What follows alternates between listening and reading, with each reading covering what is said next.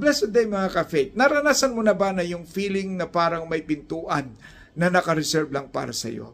Guess what? May mga doors si Lord na may pangalan mo talaga. And let's talk about open doors with your name on it. Sabi sa Revelation chapter 3 verse 8, I have placed before you an open door that no one can shut.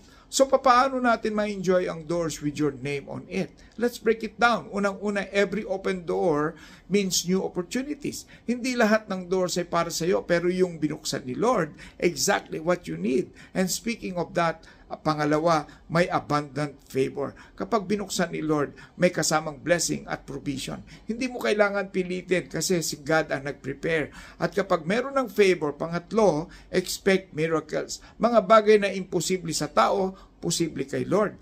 Yung door na ito, reminder na si God gumagawa ng paraan na hindi natin kaya. At higit pa dito, huli, may eternal purpose. Hindi lang para sa success mo ngayon, kundi para sa calling at destiny mo sa kingdom ng Diyos. Kaya tandaan mga ka-faith, kung may name mo sa door, ikaw lang ang talaga makakapasok. And this is Pastor Francis. Like, follow, and share para mas marami pang makaalam sa open doors na naka-reserve sa bawat isa sa atin. God bless. Shalom.